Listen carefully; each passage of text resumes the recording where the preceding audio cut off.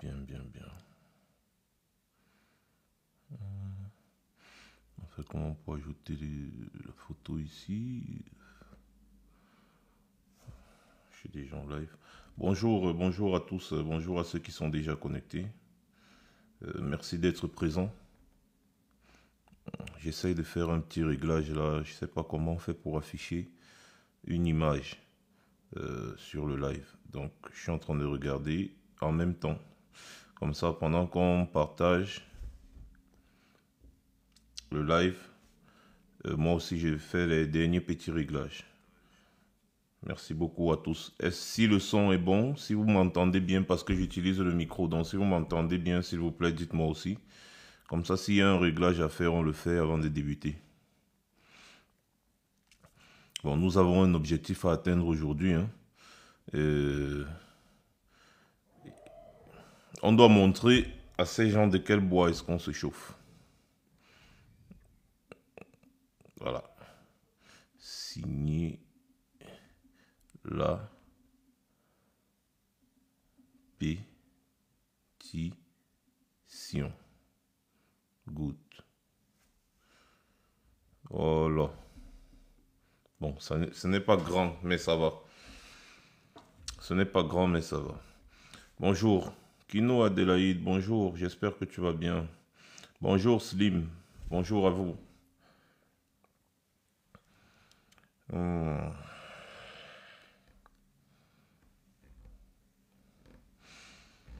Merci déjà hein, à ceux qui... Waouh!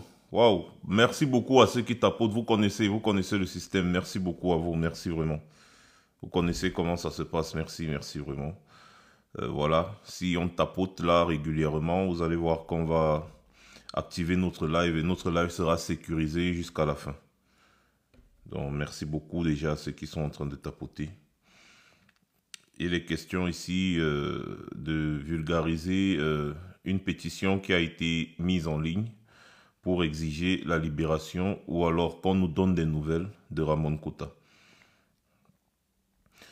Donc, le temps qu'on partage le live, moi aussi je fais. Merci beaucoup 237 pour les partages. Merci à vous. Si chacun d'entre vous fait 10 partages, on sera très nombreux. La vie de Ramon Kota actuellement est entre nos mains. Si on fait un très gros boom médiatique, ces gens n'auront pas de choix que de nous dire où se trouve Ramon Kota parce que c'est assez grave ce qui est en train de se passer. Voilà, donc moi je vais comme ça mettre le live sur ma page Facebook. Donc vous pouvez copier le lien et partager sur Facebook comme je le fais actuellement.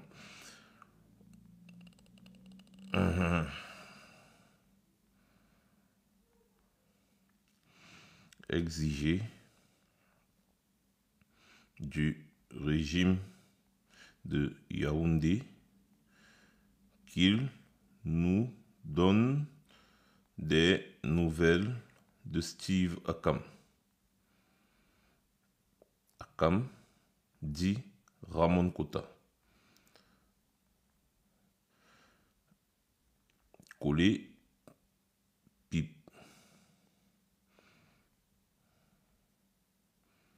TikTok, voilà. Rejoignez-nous. Nous en live via le lien ci-dessous. Merci. Pas publié. Voilà. Merci Josiane pour les partages aussi. Merci Sandersa pour les partages. Merci, merci à vous. Hein. On fait ça aujourd'hui pour Ramon Kota. Je trouve quand même incroyable cette situation. Et je ne comprends pas pourquoi il n'y a pas de collectif d'avocats qui se forme pour aller vraiment demander à ces gens de Yaoundé de nous dire déjà où est-ce que Ramon Kota se trouve. Autant pour moi, je suis un peu fatigué. Je viens juste de me libérer. Où est-ce que Ramon Kota se trouve? De nous dire s'il est encore en vie ou pas. Parce qu'il y a des rumeurs qui circulent qu'il serait décédé.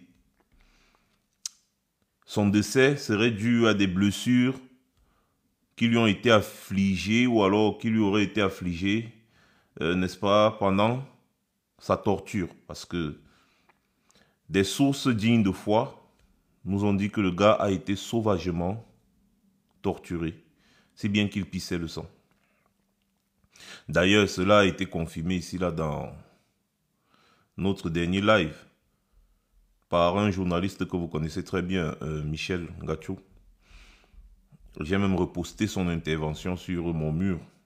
Pour ceux qui veulent aller écouter, c'est une intervention de 20 minutes. J'ai pris la peine de mettre les 20 minutes sur mon mur. Vous allez écouter. Voilà. Donc, les nouvelles ne sont pas bonnes. Et je pense que nous, les Africains, on doit apprendre à faire du bruit. Sylviane, bonjour ma mère, j'espère que tu vas bien. Et le bébé aussi, et la petite famille.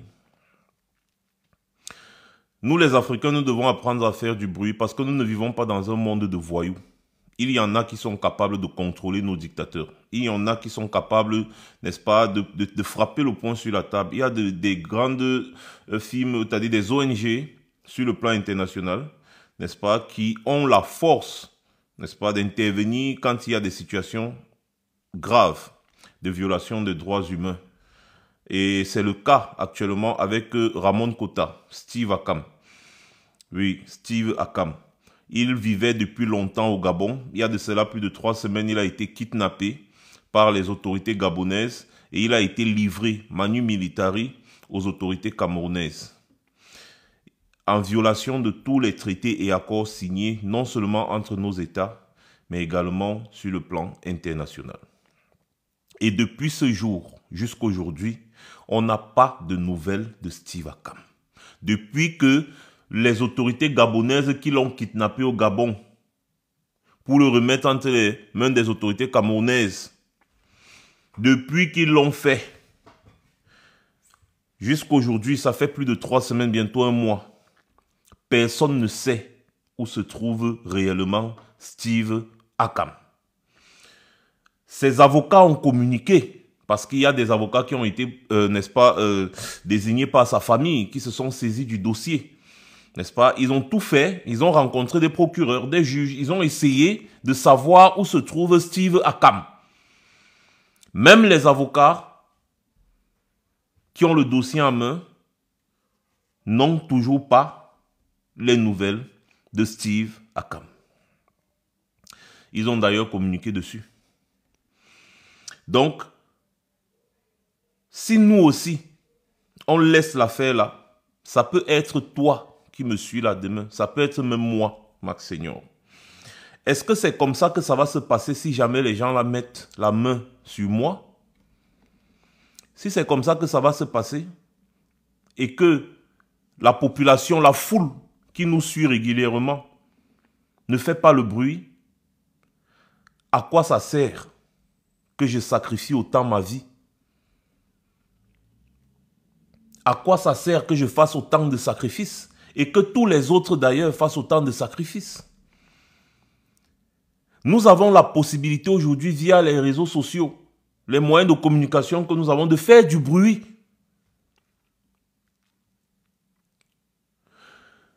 Si nous ne faisons pas du bruit, ces gens vont prendre goût. Oui, ils vont prendre le goût.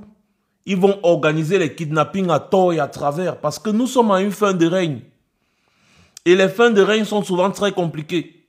Si on rate la partie-ci, les gens là vont encore faire au moins 100 ans au pouvoir. Oui. Donc chacun d'entre vous doit s'engager au même niveau. Steve Akam s'est engagé. Voilà. Bonsoir, sol bémol. Oui, je t'aime. Je vais vous dire comment faire en fait. La pétition se trouve sur mon profil, hein, sur mon profil TikTok déjà. Et j'ai également partagé sur ma page Facebook, Max Senior officiel. Alors sur mon profil TikTok, ce sera très facile d'accéder à la pétition. J'ai demandé l'aide, le compte de quelqu'un qui me l'a remis. Et donc je vais déjà vous montrer, pour ceux qui sont là. Si vous allez sur mon profil, vous allez voir. Donc je retourne la caméra. Voilà, donc... Vous allez sur mon profil TikTok, Max Senior officiel, pour ceux qui n'ont pas Facebook. Vous allez voir, voici le lien de la pétition que j'ai ajouté sur mon profil TikTok, sur ma bio. Donc, vous allez cliquer simplement sur ce lien, que ce soit avec le téléphone ou la tablette ou l'ordinateur, ça fonctionne. Et là, vous allez tomber directement sur la pétition, vous allez mettre un nom, vous pouvez signer anonymement si vous voulez. Vous allez mettre également une adresse email. Et ensuite... n'est-ce pas, vous allez signer la pétition et la partager aussi. Si vous voulez, vous pouvez également booster la pétition, n'est-ce pas, pour que le site change.org puisse proposer cette pétition, n'est-ce pas, à beaucoup de personnes en dehors de nous.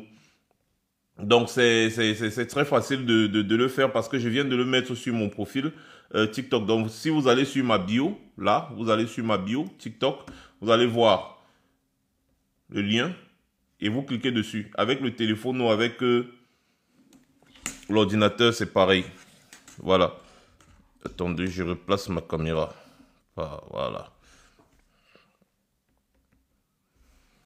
Voilà, donc c'est pareil. Je vous invite déjà à partager massivement le live. Partagez massivement le live. Partagez le live massivement. Déjà, d'abord de 1. Donc, vous voyez, même avec le téléphone, c'est pareil. Hein. Si vous allez sur mon profil, vous allez voir, le lien est juste là. Voilà le lien, juste là. Voilà le lien. Donc, vous allez juste cliquer sur le lien et ça va vous revirer directement vers la pétition que vous allez ouvrir. Et voilà la pétition, elle est là. Et puis, vous allez signer et qu'on sort. Donc, faites-le. Partagez avec vos proches.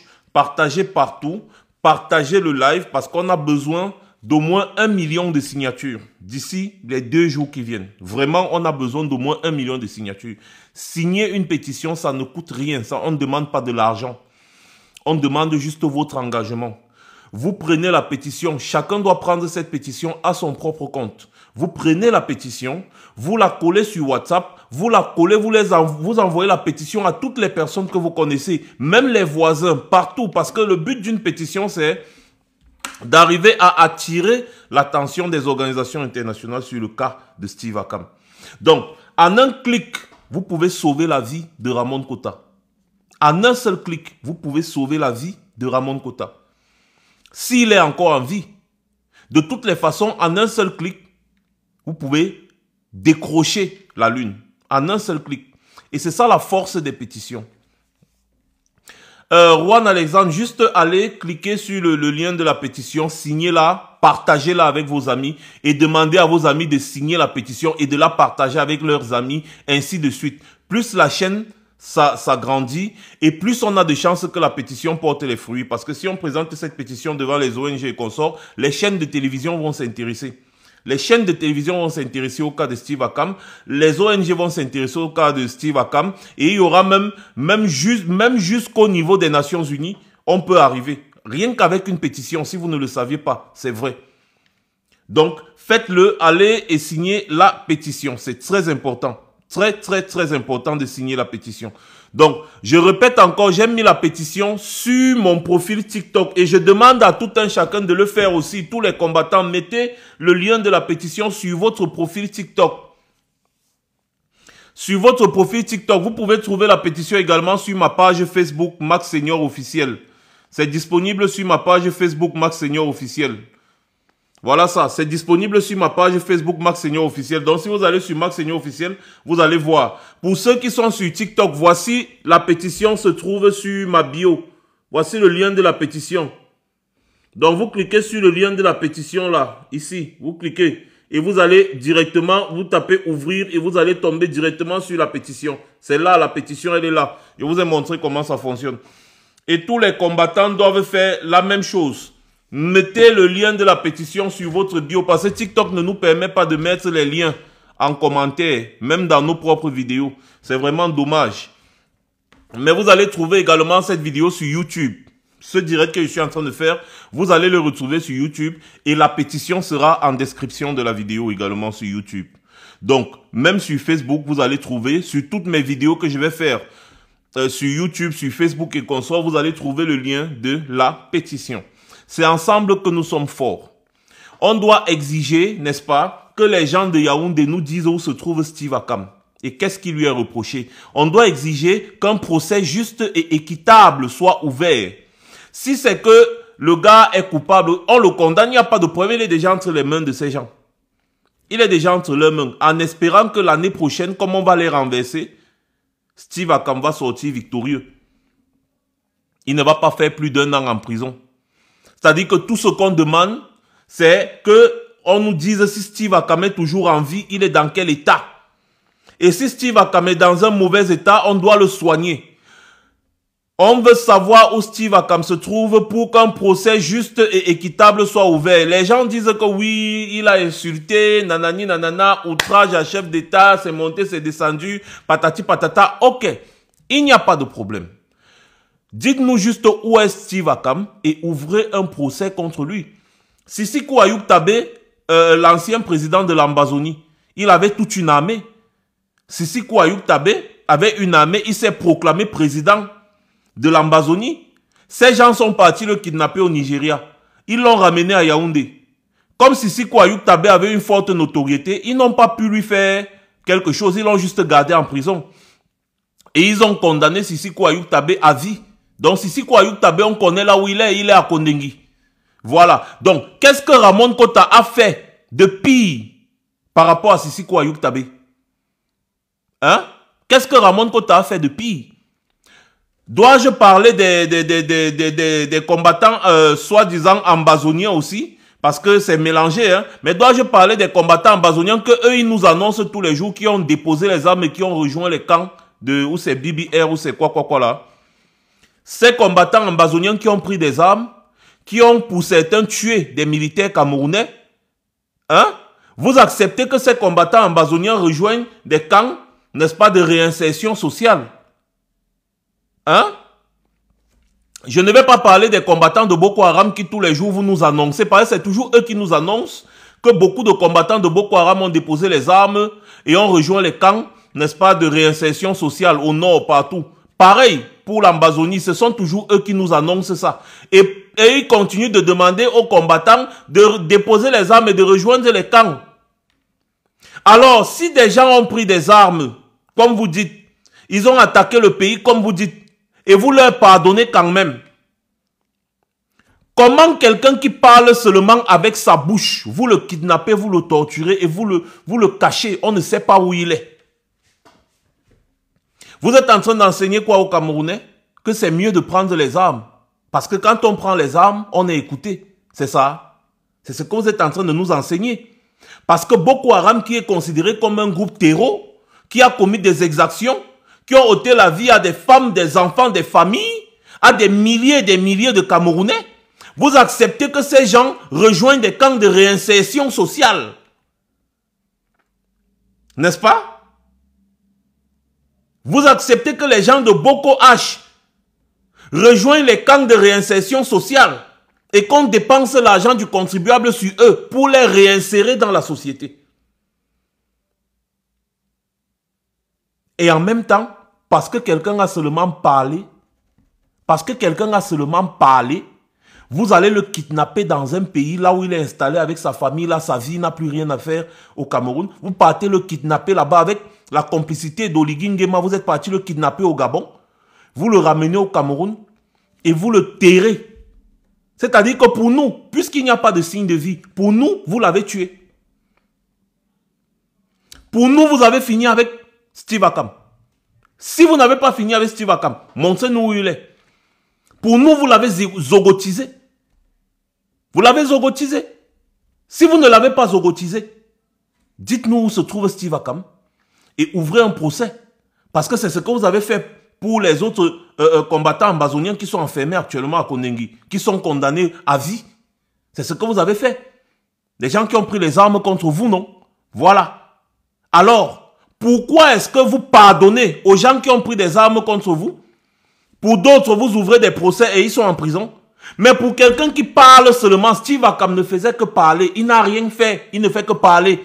Il n'a pas porté l'arme. Il n'a pas déposé une armée à l'entrée du Cameroun. Il n'a rien fait. Il parlait seulement. Vous déployez les moyens de l'État pour aller le kidnapper. Vous le ramenez au Cameroun et vous ne donnez pas signe de vie.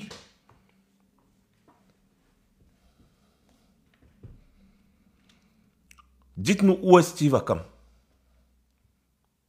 Et chaque Camerounais qui va voir la pétition passer sans signer, qu'il sache qu'il aura le sang de Steve Akam sur les mains.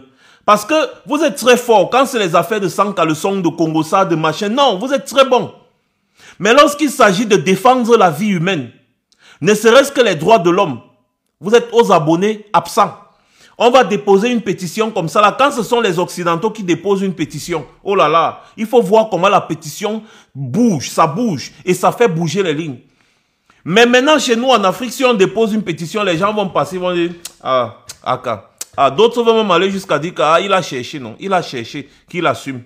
Parce que quelqu'un a parlé. Donc, engageons-nous tous au même titre. Engagez-vous. Signez cette pétition. Signez la pétition. Partagez cette pétition avec vos amis. Demandez à vos amis de partager cette pétition et expliquez-leur la situation de l'activiste camerounais Steve Akam qui a été kidnappé au Gabon en violation des droits et des traités internationaux, des accords et des traités internationaux que le Cameroun a signés et ratifiés. Il a été kidnappé au Gabon. Ramenez Manu Militari au Cameroun. Précisez-leur que Steve Akam était un activiste parolier. Activiste parolier, donc il ne faisait que parler. Steve Akam ne faisait que parler. Il a été kidnappé au Gabon. Ramenez Manu Militari au Cameroun. Et depuis lors, plus aucune nouvelle. Ou alors, on attend d'abord que les gars, on retrouve sa chaussure.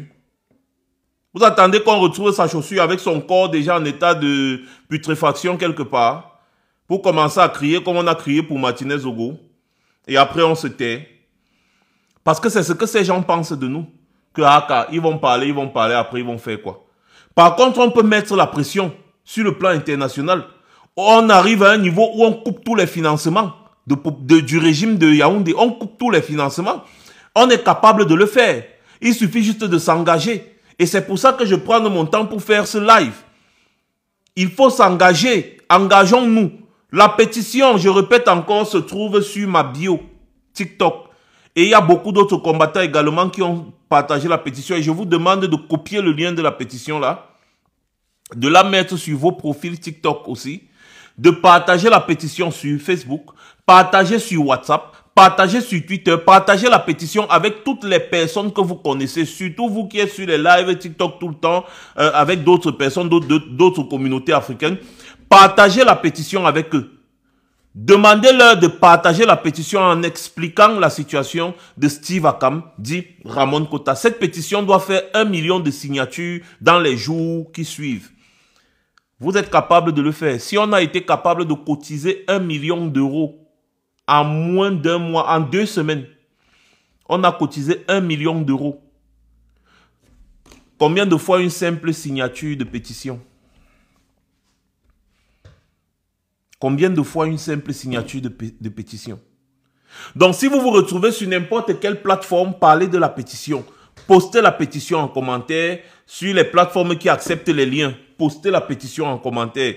Si vous êtes sur TikTok et que vous n'arrivez pas à poster la pétition en commentaire, mettez la pétition sur votre profil ou alors envoyez les gens sur mon profil, copiez le lien de la pétition, la signez et la partager. Je ne vois plus les commentaires. C'est quoi? TikTok a bloqué les commentaires ou bien quelqu'un a bloqué les commentaires sur le truc? Je ne comprends pas.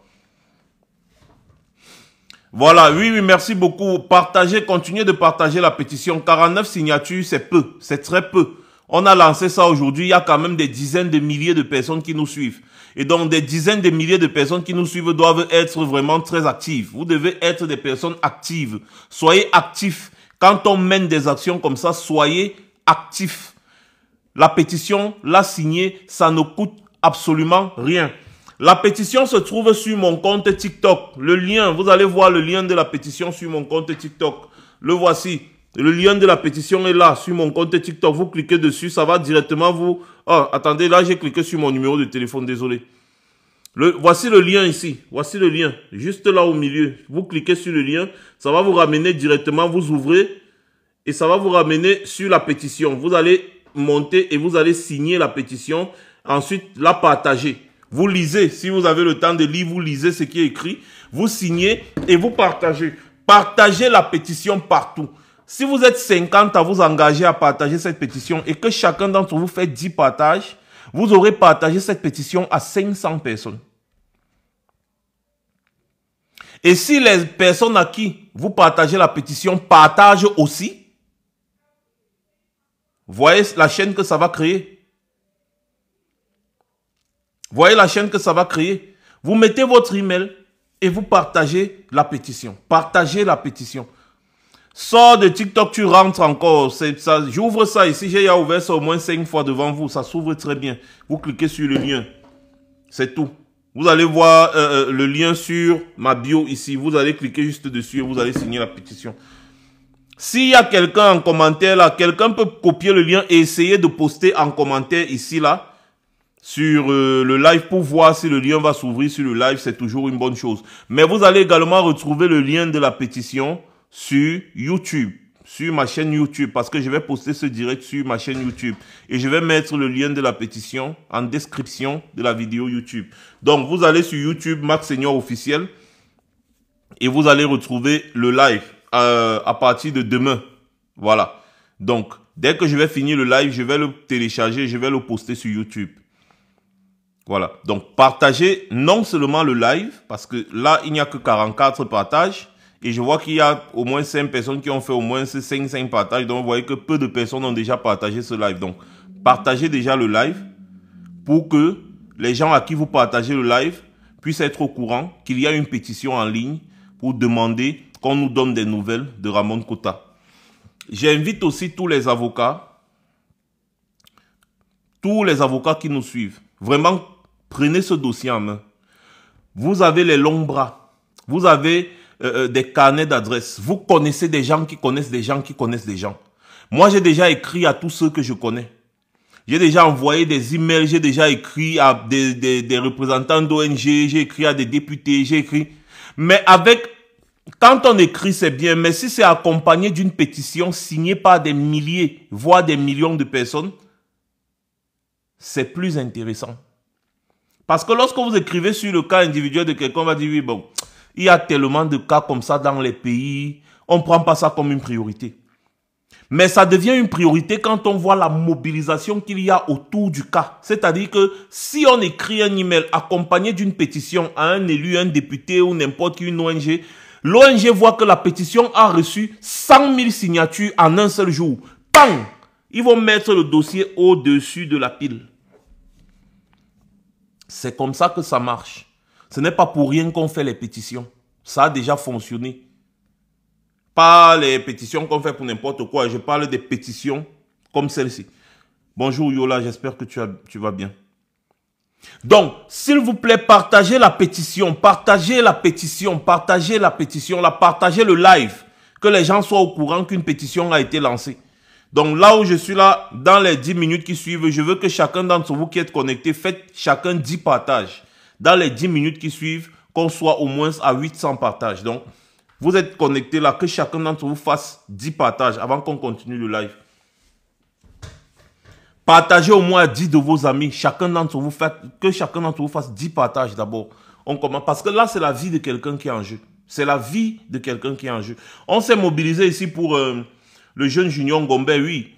Mais je veux qu'on ait une mobilisation x10 pour le cas de Ramon Kota. On doit nous dire où se trouve Ramon Kota. S'ils ne veulent pas parler, s'ils nous simplifient là-bas au Cameroun, eh bien, les ONG internationales vont écrire, vont faire des rapports, vont écrire, ils vont écrire, les télévisions vont en parler. On va afficher, je vous dis, hein, si France 24, parce que les dictateurs ont trop peur des télévisions comme France 24, surtout Paul Biya. Si Paul Biya voit Ramon Kota à France 24, la photo de Ramon Kota à France 24, avec l'explication de ce qui s'est passé, je vous assure, le lendemain que vous allez voir, on va vous donner les nouvelles de Ramon Kota. J'ai dit le lendemain, on va vous donner les nouvelles de Ramon Kota. Si Paul Biya voit France 24, TV5, les télévisions françaises surtout, parce que ce sont ses patrons, ils n'aiment pas être salis auprès de ces gens-là. Ils n'aiment pas. D'ailleurs, ce n'est qu'à ces gens-là que le gars il accorde des interviews. Et donc, il aime qu'on le voit bien. Vous pouvez lui parler de lui n'importe comment, comme vous voulez en Afrique, ce n'est pas son point, mais il ne faut pas que la France le voit mal. Et c'est donc tous ces gens-là qu'on tire, parce que les sites de pétition, n'est-ce pas, sont visités par des ONG pour s'enquérir des cas. Oui. Donc, les ONG, les télévisions, ils visitent de temps en temps les sites de pétition. Et quand on tombe sur une pétition qui a beaucoup de signatures, on s'intéresse au cas de la pétition. On a déjà parlé, crié, fatigué. Ils ne veulent pas toujours nous dire où se trouve Ramon Kota parce qu'ils nous simplifient. eh bien, il faut que, sur le plan international, qu'on agisse. C'est de trop.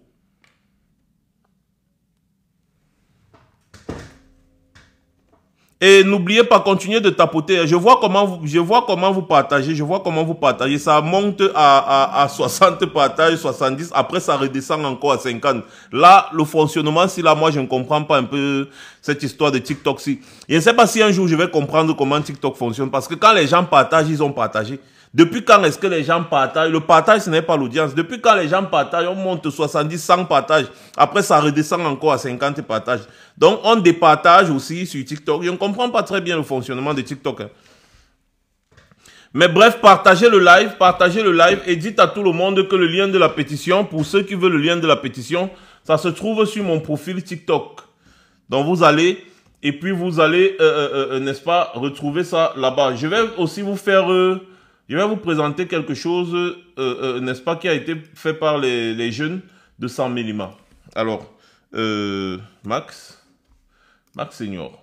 Bien. Et j'invite aussi les jeunes d'autres zones à faire comme les jeunes de San Mélima. Oui, j'invite aussi d'autres jeunes à faire comme les jeunes de San Mélima. C'est-à-dire que... Oh, mais c'est quoi ça? Donnez-moi 2 secondes, je retrouve ça rapidement. Ah, bah voilà, c'est ça ici. Donc, j'invite d'autres jeunes à faire comme les jeunes de San Mélima. Voici ça. Je retourne la caméra. Donc, n'est-ce pas, une déclaration de manifestation. Vous remarquez bien là que c'est la déclaration de manifestation. Ce n'est pas qu'on demande l'autorisation. Parce qu'au Cameroun, nous sommes sous le régime de déclaration. On ne demande pas l'autorisation pour manifester. On déclare la manifestation. Donc, on annonce la manifestation pour que les autorités publiques prennent des mesures de sécurité. Voilà.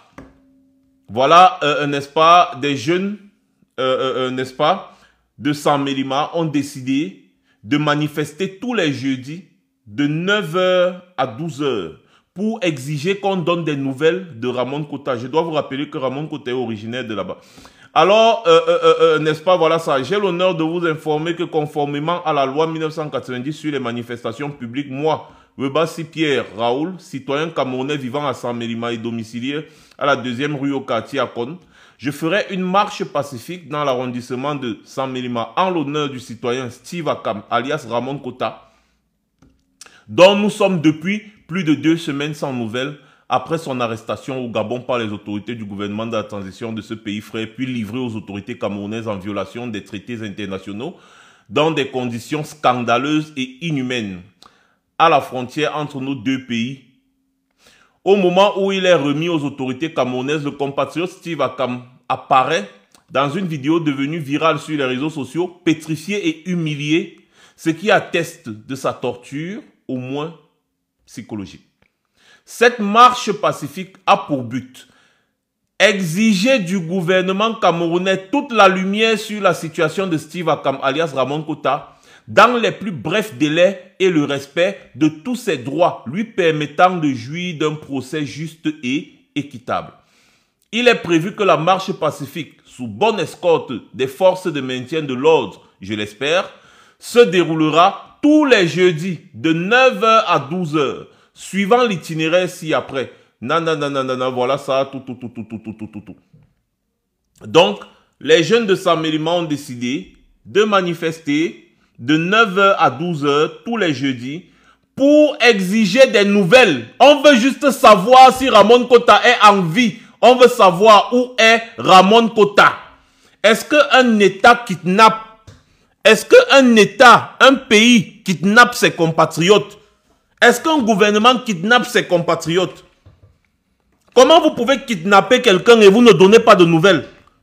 Vous avez tellement peur des gens qui parlent, vous n'avez pas peur de Boko Haram. C'est-à-dire que les combattants de Boko Haram déposent les armes et rejoignent les camps, n'est-ce pas, de réinsertion sociale. Vous annoncez à grande pompe jusqu'à vous êtes content que les combattants de Boko Haram ont rejoint les camps de réinsertion sociale. Voilà, c'est bien, on encourage les autres à faire pareil. Les combattants de Boko Haram, des terreaux qui ont détruit des vies. Vous acceptez. Mais quelqu'un qui a seulement parlé, il parle. Vous allez vous déployer les moyens de l'État. Vous allez le kidnapper au Gabon, vous le ramenez au Cameroun et on n'a plus de nouvelles. Vous voyez le contraste là, les gars. Les gars, tapotez, continuez de tapoter le live. Merci beaucoup. Et aussi, faites aussi encore, continuez les partages. Vous avez vu, même entre vous là, vous avez vu. On était déjà à plus de 100 partages. Après, ça retombe encore à 63. Ça veut dire qu'il y a un problème avec le live. Donc, il faut mettre beaucoup de cœur. Quelqu'un peut m'expliquer que les gens qui ont pris les armes, qui ont tué des familles, sont pardonnés. Mais quelqu'un qui a seulement parlé, il n'a jamais commis un crime. Il n'a pas commis de crime. Lui, on déploie les moyens de l'État pour aller le kidnapper dans un autre pays. On le ramène dans son pays d'origine et on finit avec lui. Plus aucune nouvelle. Plus aucune nouvelle. Vous expliquez ça comment? On explique ça comment? Je veux bien comprendre l'autre degré là. Donc, ce qui veut dire que pour être considéré au Cameroun, il faut s'armer. Comme ça, quand tu vas t'armer, les gens là vont maintenant négocier avec toi. Et quand tu vas déposer les armes, ils vont te remettre dans les centres de réinsertion sociale. Ils vont dépenser l'argent du contribuable sur toi pour te réinsérer dans la société. Par contre, si tu restes là, que tu parles seulement, ils vont plutôt dépenser l'argent du contribuable pour aller te kidnapper et te finir, te zigouiller, te zogoutiser. Donc c'est comme ça que ça fonctionne.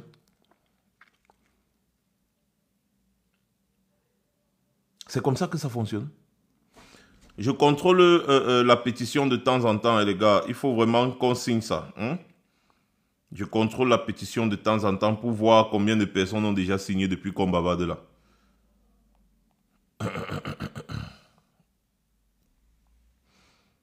Voilà. Pour le moment, on est encore à 54 signatures. 54 signatures. Atteignons déjà la centaine de signatures. Oui, Josiane, je sais que je sais que toi, ça ne t'entarde pas, tu as déjà signé. Il faut aussi partager que les autres signent. Partager la pétition que les autres signent. On arrive déjà d'abord à la centaine de signatures déjà, pour commencer. On arrive à la centaine de signatures. On arrive à la centaine de signatures rapidement, rapidement, rapidement, rapidement, rapidement, rapidement, rapidement, rapidement, rapidement.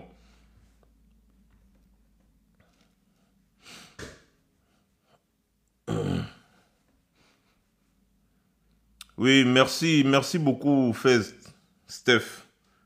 Merci beaucoup, merci beaucoup. Merci beaucoup. Non, non, Josiane, ne les mute pas, ne mute personne dans le live aussi. On veut aussi connaître si les gens peuvent être concentrés quand il faut sauver la vie de quelqu'un. Tu vois un peu, non? Donc ne les mute pas, il faut les laisser. Je vois leurs commentaires là depuis. La pétition se trouve sur mon profil TikTok ou sur ma page Facebook. Voilà là, voilà le lien de la pétition sur mon profil TikTok. Vous cliquez sur le lien ci là. Vous voyez le lien, vous cliquez sur ça et puis vous allez ouvrir et vous allez la partager. Laissez-les, on va voir leur visage hideux et leurs commentaires hideux. Parce qu'on est en train de parler, voilà, l'individu vient de se reconnecter. Il voit qu'il ne peut plus commenter. Parce qu'on est en train de parler là, de sauver la vie de quelqu'un. Les gens vont venir raconter, parler plutôt des bêtises. Voilà, donc il faut les laisser que le monde entier les voit. Parce que tôt ou tard, ils répondront. Moi, je dis toujours ça. Parce que le karma ne trompe pas. Le karma ne trompe pas. Ils répondront tous tôt ou tard. Là, ce qui nous intéresse, c'est qu'on doit signer la pétition. Donc, Josiane, s'il te plaît, si tu as le temps, n'est-ce pas, tu peux répondre aussi aux gens en commentaire là que la pétition se trouve sur mon profil. Et si quelqu'un peut copier le lien de la pétition et le partager sur mon profil, et le partager dans le live, autant pour moi en commentaire, ce sera encore plus génial. Voilà. Donc, signez la pétition. Arrivons, dépassons au moins les 5000 signatures aujourd'hui. Et on partage.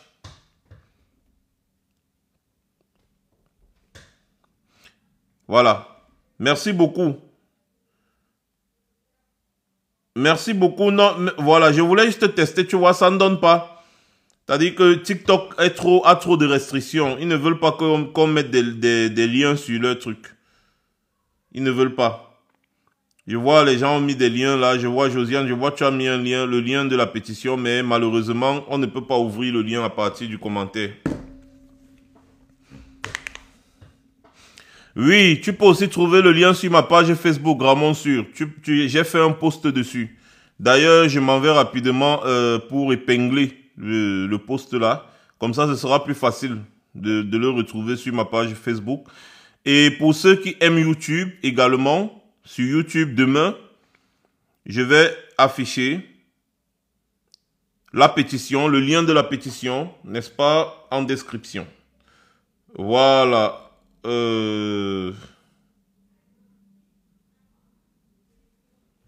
Voilà, c'est bien.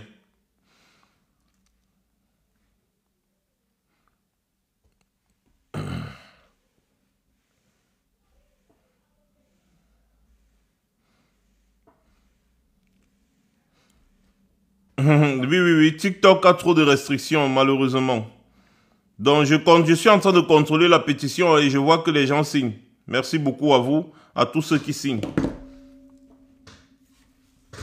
Ça doit normalement s'ouvrir, Chouameni, ça doit normalement s'ouvrir. Hein. On a ouvert ça ici à plusieurs reprises. Donc, si ça ne s'ouvre pas à partir de TikTok, va sur Facebook, tu vas trouver ça. En commentaire, là, ça ne va pas s'ouvrir. Tu vas sur mon profil. Je vous montre encore une fois. Avant d'arrêter le live, je vous montre encore une fois. Voilà. Voilà le lien. Voilà la pétition sur mon profil. Voilà la pétition sur mon profil TikTok. Donc, si vous cliquez dessus, vous allez ouvrir. Voilà la pétition qui est là. Hein? Voilà la pétition. Vous allez juste entrer vos coordonnées. Vous mettez, si vous voulez signer avec votre nom, c'est bien. Si vous voulez signer avec un pseudo, c'est toujours bien. Et n'oubliez pas de mettre une adresse email. Et ensuite, vous signez et après, vous partagez la pétition. C'est très important. C'est très important. Je viens d'épingler le lien de la pétition sur ma page Facebook. C'est Max Senior officiel. Tous mes comptes, c'est Max Senior officiel. Si vous me cherchez sur n'importe quel réseau, tapez Max Senior officiel. Si j'y suis, vous allez trouver. Avec la même photo de profil qu'il y a sur TikTok. Vous allez me trouver partout.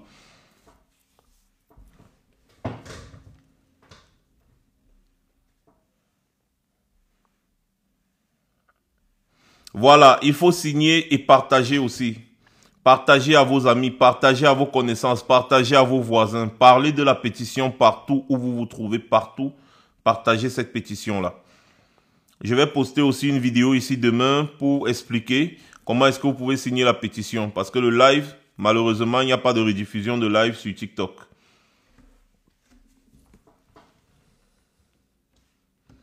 Voilà.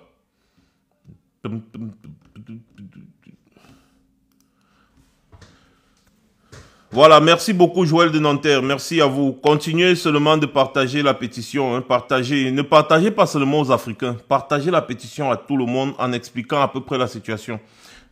Un activiste camerounais au nom de Steve Akamdi, Ramon Kota, qui ne faisait que parler et dénoncer les maux qui minent le Cameroun, dénoncer la malgouvernance qui règne au Cameroun, a été kidnappé au Gabon et renvoyé manu militari au Cameroun en violation des traités et des accords internationaux signés et ratifiés par le Gabon et le Cameroun. Parce que même quand tu commets un crime dans un pays et qu'on veut t'extrader dans ton pays d'origine, c'est toute une procédure judiciaire. Et un juge peut observer et dire que non, tu vas faire la prison au Gabon. Par exemple, dans le cas de Steve Akam, s'il avait commis un crime au Gabon, la procédure d'extradition vers son pays d'origine, tout est tracé. Les procédures d'extradition, tout le monde sait comment ça se passe. C'est toute une procédure judiciaire. Et tu peux arriver devant un juge, tu dis que oui, je reconnais le crime que j'ai commis, mais sauf que si vous me remettez entre les mains des autorités de mon pays, je risque la mort. Maintenant, le juge va regarder si tu as droit à l'asile au Gabon ou pas. J'ai déjà expliqué ça dans une autre vidéo. Que si tu te retrouves confronté à une situation dans un pays, tu n'as même pas les kaolos. Tu arrives, que ce soit au commissariat, que ce soit où, tu as le droit de demander l'asile à n'importe quel moment, quels que soient les moyens que tu as utilisés pour entrer dans ce pays-là. Les autorités ont le devoir d'examiner ton cas. Ils ont le devoir d'examiner ton cas. Même si tu as commis un crime et qu'on doit t'envoyer en prison, ou qu'on devait te rapatrier dans ton pays, on ne va plus te rapatrier. On va plutôt t'envoyer en prison dans ce pays-là. Et pendant que tu vas purger ta peine en prison, on va aussi examiner ton droit d'asile, si tu as le droit d'asile ou pas.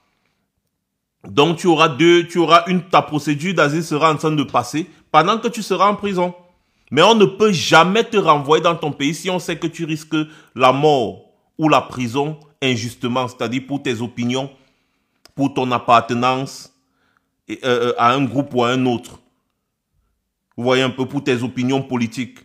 Donc si on voit en gros, dans la globalité, que les autorités de ton pays ne peuvent pas te protéger, si on constate cela, on doit te maintenir dans ton pays de résidence. C'est comme ça, on ne te renvoie pas.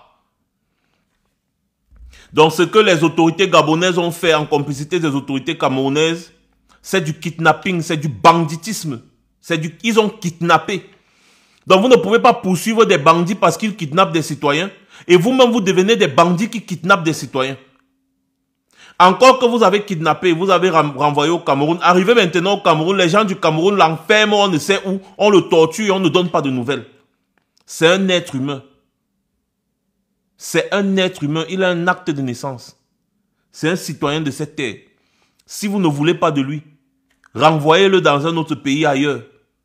Sa vie compte, comme la vie du président de la République, comme la vie de Brenda Biya. Toutes les vies se valent. Donc un État ne peut pas se transformer en État voyou, en bandit, en brigand. Kidnapper les citoyens à tort et à travers, quand leur tête ne vous plaise pas, on s'en fout. Ce n'est pas quelqu'un qui vous a demandé de postuler pour gérer, n'est-ce pas, les biens du pays, pour gérer les richesses du pays. Vous devez souffrir de savoir que lorsque vous gérez un bien public, on doit vous demander des comptes. C'est comme ça. Et les affaires de « Oh, il a insulté le président de la République ». Beignou, le président de la République, c'est quoi? Président de la République qui tue les gens. On ne doit pas lui parler. Respecte-toi, les autres vont te respecter. Dirige bien ton pays. Les citoyens de ton pays vont bien te respecter. Mais si tu te comportes comme un voyou, un vieux sorcier, un père qui tue ses propres enfants, vous allez le respecter avec quoi? Si dans votre famille, vous avez un père qui tue les enfants de la famille, vous allez le respecter? Si dans votre famille, on confie la gestion des biens de la famille à un individu, et l'individu là s'approprie de ces biens-là, il s'accapare de tout ça, vous allez le respecter? Répondez en commentaire, vous allez le respecter? Dans mon village, on dit qu'un vieux qui a passé le temps à tuer les enfants est un vieux sorcier. C'est comme ça là. Et quand un jeune sorcier vieillit, il ne devient pas un saint, il devient juste un vieux sorcier. Donc ne venez pas nous dire ici que ouais, bah, il faut respecter son âge, il faut faire ceci, il faut faire cela. Mais on s'en fout. Si lui-même il respecte son âge, il n'a qu'à laisser cette affaire. Quel est ce vieux qui est incapable de s'occuper de ses propres fesses? Quand il chie, il ne peut pas essuyer les fesses parce qu'il est fatigué. Il pisse sur lui. Il a déjà pissé sur lui en pleine conférence, on a vu. Les vidéos sont encore disponibles. Donc il est incapable de prendre soin de son corps. La vieillesse n'est pas une maladie. Mais quand vous voyez comment on arrive à ce niveau d'extrême avec des paroles dures, c'est parce qu'on voit que ce vieux ne se respecte pas lui-même. Et si quelqu'un ne se respecte pas lui-même, il n'aime pas son propre corps, vous nous demandez à nous de le respecter comment? On va le respecter comment? Il ne se respecte pas déjà lui-même. Il confisque le pays avec ses amis. Et quand la jeunesse veut contester, il tue la jeunesse. Vous voulez qu'on respecte quoi sur ça? J'ai dit Mbenyou qui viennent aussi me kidnapper ici. Qu'ils envoient aussi les militaires venir me kidnapper. Il est quoi? Quand le peuple n'est pas content, il s'exprime. Vous ne pouvez pas traumatiser un peuple et l'empêcher de s'exprimer. Partout dans les pays qui se respectent, le président de la République connaît sa place. Il connaît que quand la population se fâche, on se cache. On ne peut pas kidnapper les citoyens dans leur maison, les kidnapper dans d'autres pays pour les ramener là-bas, les torturer, les éliminer. C'est quoi ça? Et vous voulez qu'on respecte ça? On ne respecte rien là.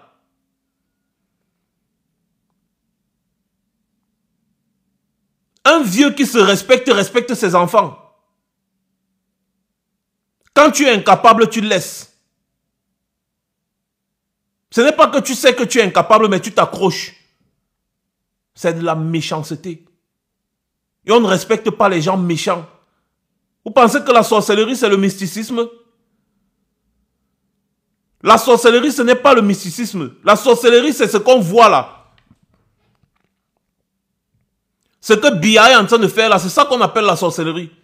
Il n'arrive même pas à franchir une marche d'escalier, mais il veut se maintenir au pouvoir. Qu'est-ce qu'il peut faire? Quelqu'un qui n'arrive plus à prendre soin de lui, il n'est plus en état de pouvoir diriger un pays. Quelqu'un qui fait sur lui à chaque fois, il est obligé de porter des couches. Donc il ne peut plus retenir son rectum. À quel moment est-ce qu'il va prendre soin d'un pays s'il ne peut plus prendre soin de son propre corps? Dire cela, c'est quoi? C'est qu'on manque de respect à un vieux. Un vieux qui ne se respecte pas, on va le respecter. Pourquoi? Je demande ça. Je pose cette question. On va le respecter, pourquoi? Mais les Camerounais ne peuvent plus parler, dis donc. Tu parles 2 secondes, on te kidnappe. Tu parles, c'est la Prado noire qui te poursuit. Tu parles, même les gendarmes sont incapables de te protéger. Martinez Zogo, on a kidnappé Martinez Zogo pendant qu'il était en train de tout faire pour entrer dans une gendarmerie. Quand la gendarmerie a vu que Martinez Zogo forçait, ils ont fermé le portail. On est en train de kidnapper quelqu'un devant une gendarmerie, aucun gendarme ne sort. Alors que les gars sont là, ils sont armés. Les gendarmes eux-mêmes, ils ont peur parce qu'ils connaissent que ce sont les monstres qui sont en face. Ils ont peur. Pourtant, ils sont armés. Ils sont formés pour protéger les citoyens. Mais eux-mêmes, ils ont peur. Devant une gendarmerie, on te kidnappe dans un pays. Mais ça veut dire que le pays est foutu. Et on a fait tout ça à Martinez Zogo. Pourquoi? Parce qu'il parlait. Il parlait seulement. Qu'est-ce qu'il a fait? Il ne faisait que parler. Mais quel est ce pays? D'autres vont venir dire, mais est-ce que Paul Biya est au courant de ce qui se passe? Mais s'il n'est pas au courant, ça veut dire qu'il est incompétent. Et si on fait ça pendant qu'il est encore là, ça veut dire que ses collaborateurs ne le respectent non plus. Parce que ses collaborateurs savent qu'il est un légume debout. D'ailleurs, c'est lui qui a appris à ses collaborateurs à se comporter de cette manière. Parce que c'est ce que Paul Biya a toujours eu à faire au Camerounais. Allez lire l'histoire. Même ses propres amis, ils zigouillent les bêtises. Ils gnoxent les femmes de ses amis. Ils zigouillent. Mais qu'est-ce que les présidents africains, surtout l'Afrique centrale, là, ont à voir avec les femmes de leurs amis? C'est-à-dire, tous là, ils sont pareils. Les gars ne voient pas une femme passer, une femme de leurs amis, aux femmes de... Ils gnoxent...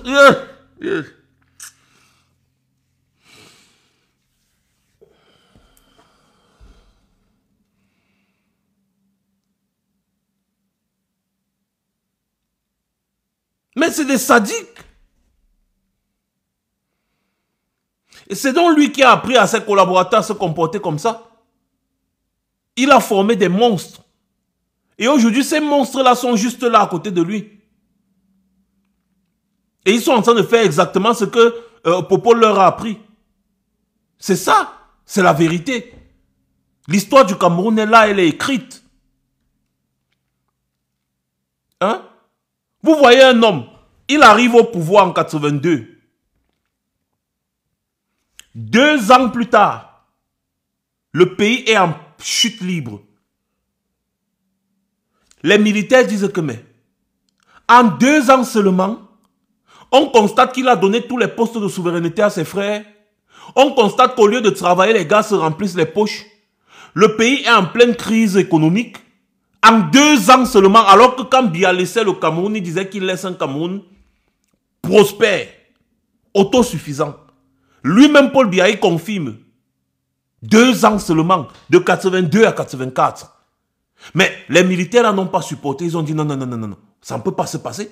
Ahidjo nous a habitués à voir un Cameroun prospère, où on ne laisse pas impunis des personnes qui détournent les fonds.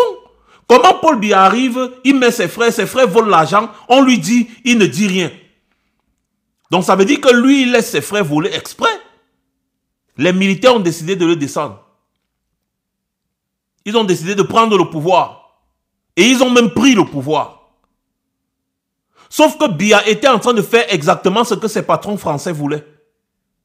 Et donc ce sont ces patrons français, en 84, qui sont venus le sauver. Ce sont des soldats français qui sont venus sauver Biya.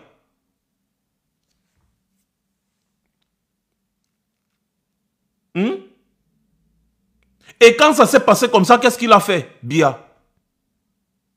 Il a exécuté tous les officiers ressortissants du Grand Nord. Il les a tous exécutés, des militaires de la garde républicaine, des officiers, des grands cadres qui venaient du Grand Nord. Il a commis un génocide.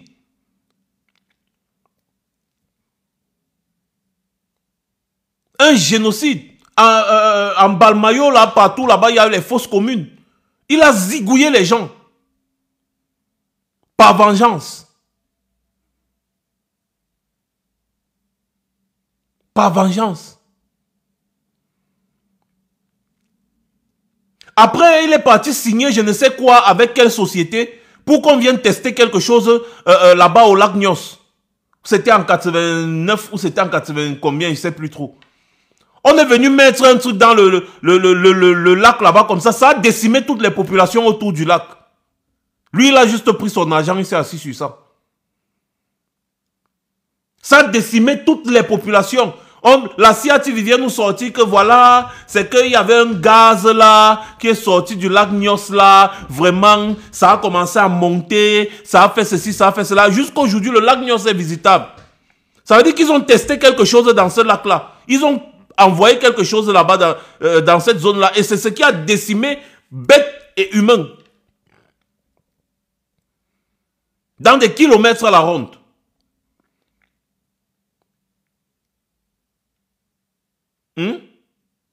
C'est quel criminel ça? En plus, dans les années 2000, le gars crée ce qu'on appelle le commandement opérationnel parce qu'il est incapable de sécuriser le Cameroun. Certes, il y avait le grand banditisme parce que quand la pauvreté s'agrandit dans un pays, le banditisme aussi s'agrandit. Les bandits ont commencé à agresser les gens à gauche et à droite. Il a jugé nécessaire, non pas de former beaucoup plus de policiers pour sécuriser les villes, mais d'envoyer les militaires créer ce qu'il a appelé le commandement opérationnel, que dès qu'on attrape quelqu'un, on part le zigouiller sans justice. On le zigouille. Les exécutions extrajudiciaires. Et donc, ses amis du commandement opérationnel, lui-même Popol, il sait. Lui-même Popol, c'était toujours une épuration ethnique. Parce que parmi toutes les victimes du commandement opérationnel, au moins 90% étaient des enfants ressortissants de la région de l'Ouest. Ça se passait à Douala. Dès que quelqu'un n'est pas, il pointe seulement, il pointe une maison, il dit qu'il y a 3 jeunes qui vivent là-bas. Les militaires atterrissent là-bas la nuit, pum, on prend les jeunes. On entend seulement les Nkenfak, les Ndongfak, les Manchak, les Poilabel, tous les enfants ressortissants de l'Ouest. C'était pour nous dire quoi? Que les enfants ressortissants de l'Ouest Cameroun là, c'était eux seulement qui braquaient à Douala. Sans aucune preuve. Ils ont zigouillé les enfants des gens. Jusqu'à ce qu'ils sont arrivés, ils ont pris 9 jeunes à Bépanda, frères, amis. Ils les ont encore amenés, ils les ont zigouillés. Allez écouter les témoignages, c'est sur YouTube. Hein. Un militaire qui a participé au commandement opérationnel a témoigné que les gars s'en foutaient de savoir si tu es braqué ou pas. Il suffisait juste qu'on te pointe du doigt, ils viennent, ils te prennent, ils t'amènent, ils te zigouillent. Ils te zigouillent, on te zigouille là. Mais attendez. Et le général, il y a un général, j'ai oublié le nom du général là, il est encore dans l'armée aujourd'hui. À l'époque, il était, je crois, commandant ou colonel, un truc comme ça. C'est lui qui était le chef du commandement opérationnel. Quand ils ont pris les 9 disparus, les 9 de Bepanda, ils ont disparu jusqu'à aujourd'hui, on ne sait pas. C'est là où les ONG sont sortis que merde, wow. Dès que la scène internationale a commencé à parler de l'affaire, Popo l'a mis fin au commandement opérationnel. Alors que sur le plan local et en Afrique, on parlait de ça tous les jours, les médias parlaient, Popo s'en foutait. Mais dès que la scène internationale a commencé à parler, un seul journal a publié. Popo l'a mis fin au commandement opérationnel parce qu'on connaît qui sont ses patrons. Sanguinaire qu'il est, en 2008, avec l'augmentation des prix du carburant, toutes les denrées de première nécessité ont augmenté sur le marché. Tout est devenu cher.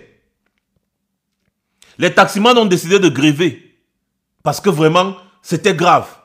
Sauf que pendant ce temps, Popol voulait changer la constitution pour sauter le verrou sur la limitation des mandats. En même temps, normalement, la constitution de, je crois, 96, comme ça, là, je crois, hein, disait que Popol devait faire 2 mandats seulement et puis il dégage. Donc, 2011, il ne devait plus se représenter. Le gars s'organise pour une révision constitutionnelle. Les gens du SDF et la société civile disent que non, ça ne marche pas comme ça là. Entre-temps, il y a eu augmentation des prix sur le marché. Comme les taximans ont décidé de gréver, c'est comme ça qu'un mot d'ordre national de grève a été lancé, non seulement contre la modification de la Constitution, mais également contre la vie chère. Les gens sont en train de contester. Le gars avait lui déjà formé son commando d'élite, le BI, depuis. Ils vont dire qu'ils ont formé le BI pour Boko Haram. Boko Haram a commencé à poser des exactions. Est-ce que l'armée camerounaise était incapable de lutter contre Boko Haram à l'époque? Si bien qu'il fallait former des commandos d'élite, le BI, le bataillon d'intervention rapide, qui ne répond que de la présidence de la République. Que de le commandement opérationnel du BI, c'est la présidence de la République. Donc on comprend que Paul Biya avait formé ces commandos-là pour le protéger pendant qu'il devait être en train de modifier la Constitution. Et c'est exactement ce qui s'est passé. Il a formé les contingents du BI et en 2008, les Camerounais ne connaissaient pas encore ce qu'on appelle BI. Ils ont seulement entendu que oui, il y a 600 commandos qu'on formait ou les quoi. La première sortie du BI, c'était dans les rues de Douala, Yaoundé, où les gars ont zigouillé les populations qui manifestaient. Sur le pont du Vouri, partout là-bas, il y a eu des morts partout. Tout ce que le type là s'est fait, c'est zigouiller les Camerounais. C'est pour ça que vous voyez en 2018, 2019, 2020, pendant les manifestations de la contestation électorale là, les policiers ouvraient le feu à balles réelles, sans état d'âme. Sans état d'âme. Demandez-moi si ces policiers ont été punis jusqu'à aujourd'hui. Demandez-moi. Mais c'est un monsieur qui a passé son temps à tuer les Camerounais.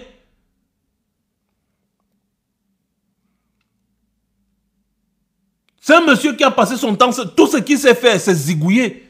Il ne sait pas causer. La preuve, vous l'avez déjà vu causer avec quelqu'un un jour. Genre, il a déjà débattu sur un plateau télé avec un opposant au Cameroun. Ou bien il a déjà répondu aux questions d'un journaliste d'une télévision indépendante au Cameroun. Vous l'avez déjà, vous le voyez marcher, parler avec les Camerounais. Non, c'est un monsieur qui ne connaît pas parler. Tout ce qu'il a appris de ses maîtres colons, c'est imposé. Soit vous faites ce qu'il dit, soit vous mourrez.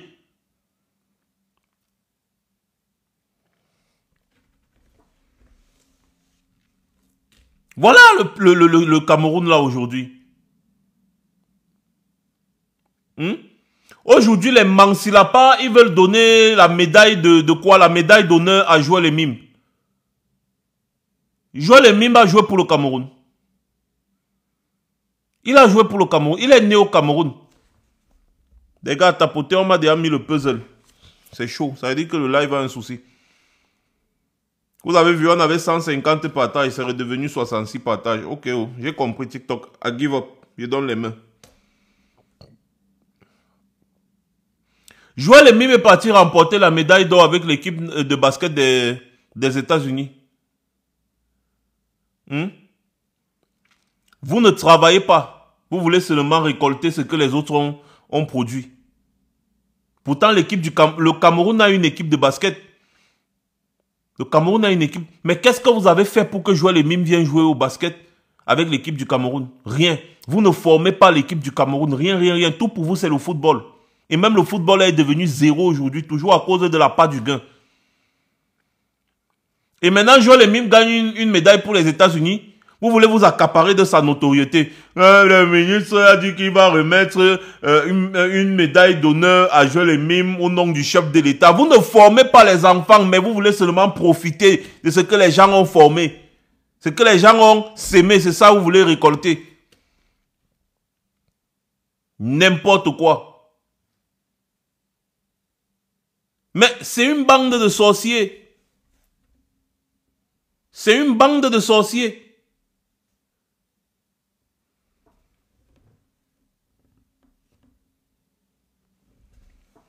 Les demandes de machin étaient bloquées, je ne sais pas pourquoi. Là, maintenant, je viens d'autoriser. Donc, les gars, partagez la pétition. Partagez la pétition là massivement. Partagez la pétition massivement à la famille. Et surtout, n'est-ce pas, tapoter le live. Je pense que je peux donner... Non, je ne veux pas donner la parole aujourd'hui, les gars. Donc, on va faire un live le week-end. Un grand live le week-end. Samedi soir à 21 h. Comme ça, on pourra, n'est-ce pas, discuter. Il sera 20 h ici. Donc, il sera 21 h en France. Donc, comme ça, là, on pourra mieux discuter. Là, je voulais juste faire un live pour vous dire que la pétition est en ligne. Partagez la pétition partout. Signez-la. Et surtout, expliquez à vos proches c'est quoi le but de la pétition. Parce qu'une pétition bien signée, beaucoup signée, n'est-ce pas, va faire en sorte qu'on ait de la visibilité sur le plan international concernant le cas que nous abordons. Voilà. Donc, signez la pétition massivement, la famille. Signez seulement la pétition. Et donc, je vais juste dire quelques mots pour clôturer le live.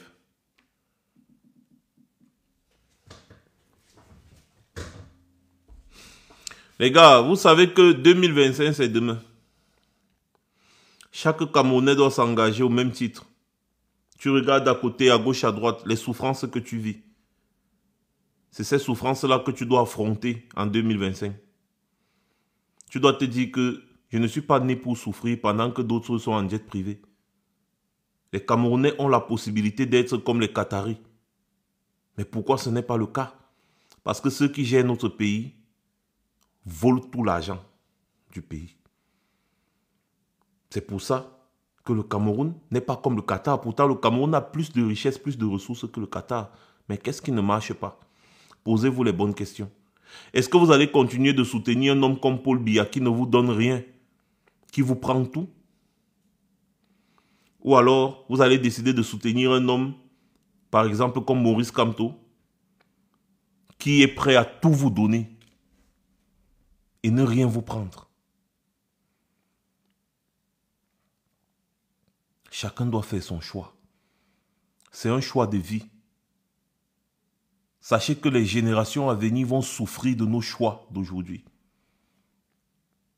Nos enfants vont souffrir de nos choix d'aujourd'hui. Donc le choix que vous devez faire en 2025, ce sera soit de lutter, soit de condamner vos enfants. À vous de voir quel sera le meilleur choix. Par exemple, Maurice Kamto vous dit qu'il pourra ramener le litre de carburant à 250 francs à la pompe. Par contre, Paul Biya, avec Paul Biya, le litre de carburant va bientôt dépasser les 1000 francs. Vous choisissez quoi? Payez le litre de carburant à 1000 francs parce que vous payez déjà 860, bientôt ce sera 1000 francs. Vous choisissez payer le litre de carburant à 1000 francs, avoir la vie de plus en plus chère, ou payer le litre de carburant à 250 francs. Faites votre choix. Maurice Kamto vous a mis un programme à terre pour développer le secteur non seulement formel mais également informel au Cameroun. Comment est-ce qu'on va créer des devises? Il vous a parlé d'un programme de développement des infrastructures. Clair, point par point. Il vous a dit comment il trouve le financement. Point par point, son programme est là. Qu'est-ce que Paul Biya vous dit? Depuis 43 ans, quel est le programme de Paul Biya? Maurice Kamto vous explique comment, en un seul mandat, il va faire X, Y. Et il vous dit comment est-ce qu'il va faire. Il vous dit là où il va aller prendre les financements sans, n'est-ce pas, mettre le Cameroun en danger. Il vous dit comment ça se passe. Prenons par exemple les routes. Maurice Kamto vous dit que pour avoir des routes, c'est trop facile. Il y a des bailleurs de fonds internationaux là qui veulent seulement venir investir dans des pays. Il suffit que le pays soit stable. Il vient avec l'argent. Il construit les routes. Et puis, il met les péages pour récupérer son argent. C'est comme ça que le Maroc fait. C'est comme ça que presque tous les pays de la planète font. Il vient, il construit les routes. Ensuite, il met les péages. Il récupère son argent sur 50 ans. Vous ne dépensez rien, mais vous avez les routes dans votre pays. Des bonnes routes. Vous n'avez pas dépensé 5 francs. Mais vous avez des bonnes routes. Quand ils vont partir, les routes là vont rester. Hein. Ils ne vont pas porter les routes là sur leur tête pour partir avec. Non, les routes là vont rester. Dans son programme, il vous explique comment il va faire qu'il y ait des usines partout au Cameroun. Partout. Il vous explique comment le Cameroun peut atteindre en un temps record l'autosuffisance alimentaire. Au Cameroun aujourd'hui, plus de 4 millions d'enfants, n'est-ce pas, souffrent d'insuffisance alimentaire. C'est expliqué point par point et c'est logique. On se pose la question de savoir si les gens de Biya ne voient pas. Ils savent, mais sauf qu'ils sont méchants. Les gens de Biya vous disent qu'ils ont construit. Il y a une route là qui s'est cassée là récemment. Là. Ils disent qu'ils ont construit la route là où c'est à 30 milliards. 30 km à 30 milliards, c'est-à-dire 1 milliard le kilomètre. Et qu'ils ont pris l'argent dans les caisses de l'État. Vous voyez que si on avait donné la route là à quelqu'un qui vient investir dessus, la personne n'allait pas surfacturer. Sauf que si la personne vient construire la route elle-même et elle met les péages pour récupérer, les gens du régime Biya, les voleurs là, ils vont gagner quoi? Ils ne vont rien gagner. Donc les gars préfèrent puiser dans les caisses de l'État pour surfacturer, détourner l'argent. Allez voir la route là aujourd'hui. Je ne sais même pas si je peux retrouver cette route là. Allez voir la route là. La route devait être inaugurée. Hein. Elle n'a même pas encore été inaugurée. Là voilà. Voilà.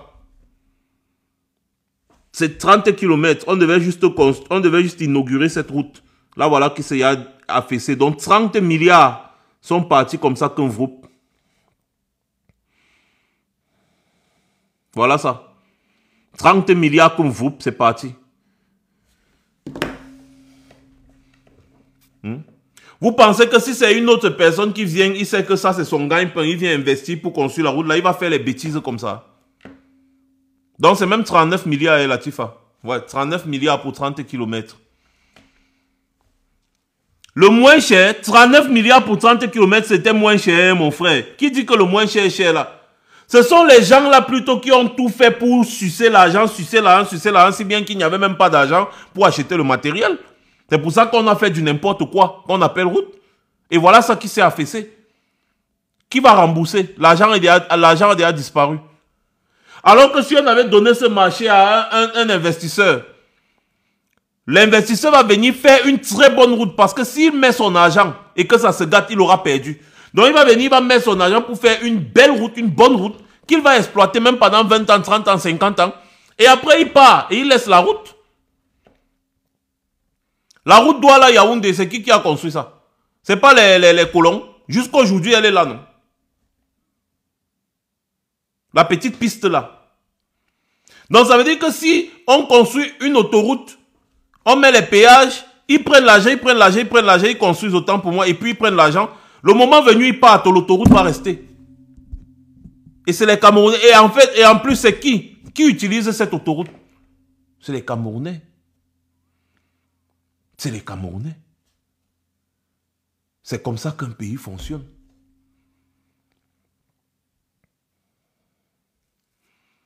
Donc les programmes sont là, les programmes sont clairs. Les programmes sont clairs. On va dire ce qu'on va dire, on va faire ce qu'on va faire. Sauf que les faits n'ont pas de contradiction.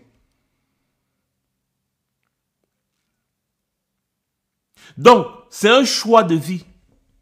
C'est un tournant décisif pour nous. Moi, j'ai déjà fait mon choix. C'est le changement. Pour ceux qui ont un problème de tribalisme et autres, je comprends, vous êtes mal éduqués. Je le comprends. Ce qu'on vous demande, c'est de faire un choix de vie. Pour des meilleures conditions de vie pour vous d'abord. Parce que le changement commence par soi-même. Meilleures conditions de vie pour vous d'abord. Ce n'est pas que les affaires du frère du village ou quoi, non. Regardez dans la généralité, dans la globalité. Qu'est-ce que vous profitez dans ce changement-là? Que profitera le Cameroun tout entier? Ton voisin, les Camerounais, tes enfants. Il est clair aujourd'hui que le régime Biya a échoué. À quel moment est-ce qu'on va encore remettre les rênes de notre pays à des gens qui ont échoué depuis 40 ans? Vous ne trouvez pas qu'on leur a déjà donné leur chance? Même si vous êtes des tribalistes, que vous dites que vous n'aimez pas X, vous n'aimez pas Y, votez pour tout le monde, sauf pour le RDPC. C'est tout. Soyez des pro-changements. Soyez des pro-changements.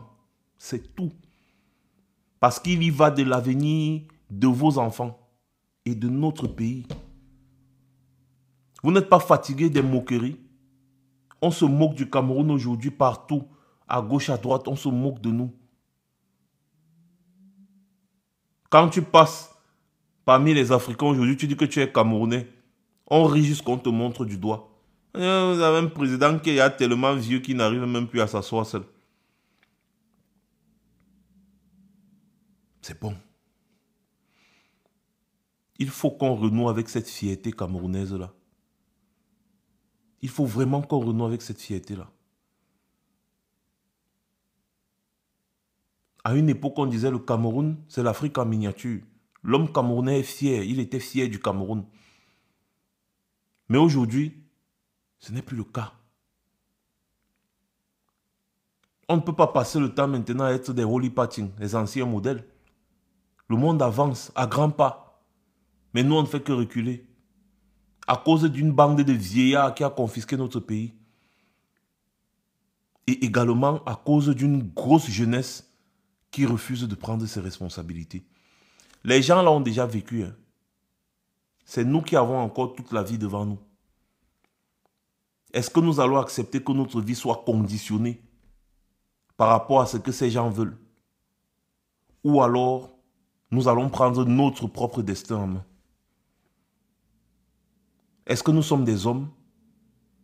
Ou alors nous sommes des mauviettes? Moi, je suis un homme. Et toi? Sur ce, passez une bonne soirée. C'était Max Senior. Je reviendrai très certainement